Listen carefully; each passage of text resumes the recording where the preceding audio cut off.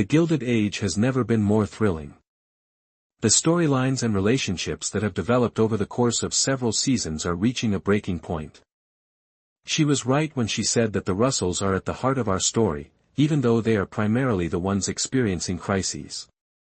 George is on the verge of collapse, Bertha faces the potential devastation of all her goals and hopes, Gladys faces her new existence as a duchess, and Larry is becoming his father. It would be really terrible if we knew these folks, but I am happy that this is fiction. Everything for our characters is happening pretty fast. Although I don't believe I know enough about trains, I would add a railroad metaphor.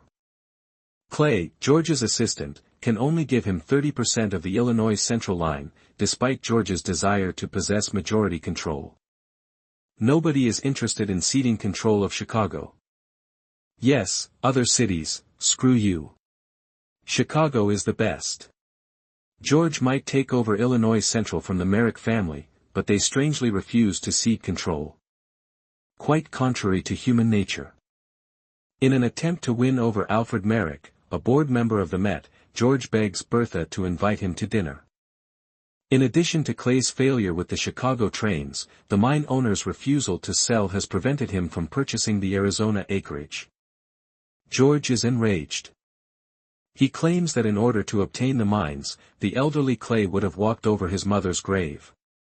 You never tread on your mother's grave for me anymore, rather than you never pick me up at the airport anymore.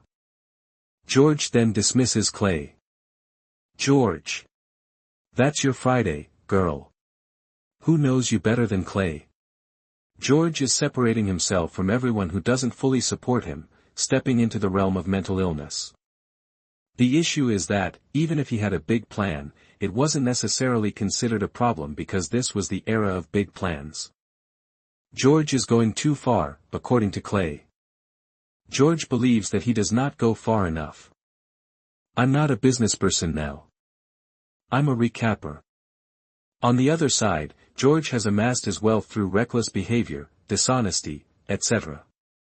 However, if absolutely everyone is saying, well, maybe stop, even your longtime supporters and other dishonest people, then it seems worthwhile to pay attention. George and I, however, appear to have quite different risk tolerances because I'm still scared to open the package my iPhone came in. What if he ends up becoming the railroad king? Then he will have the opportunity to tell a lot of people, I told you so. At this point, he might be acting out of pure spite. Examining it more closely reveals that he feels things are spiraling out of his control, something George detests. Gladys is unhappy in her costly marriage, George's partners are leaving him, he is no longer able to control others as he once did, and now Bertha is flirting with the man who refuses to do business with him. Is she to blame for that? No, they invited Merrick over for dinner because George urged her to win him over, and she did. We can all probably agree that George is treating Bertha like a genuine dick. She did, after all, ruin her daughter's life. That wasn't very good. However, we've all moved on, and now he's just accusing her and excluding her from his business ambitions. Speaking of Jack's wealth, Larry takes him to celebrate at the Haymarket, where he runs with Maud Beaton. He informs Oscar that he has located the woman who embezzled all of his money. Oscar's next move is uncertain. Is he going to approach her and demand his money back? Is his money still in her possession? Maud, was that really Maud? We've passed the halfway point of the season and are about to enter the most thrilling episodes, but only time will tell. In relation to that, let's see how Gladys is doing.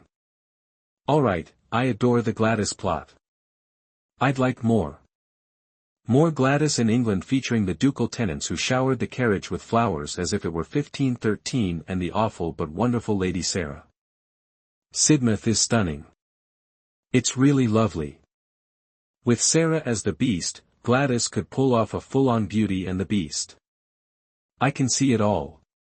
They keep running into each other in the library after Sarah reluctantly admits that she assumes Gladys can use it if she wants to.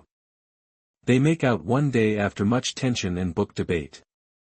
Gladys then says, but we mustn't. No, this works out because I'm ace and didn't want to do any of this in the first place, Hector responds.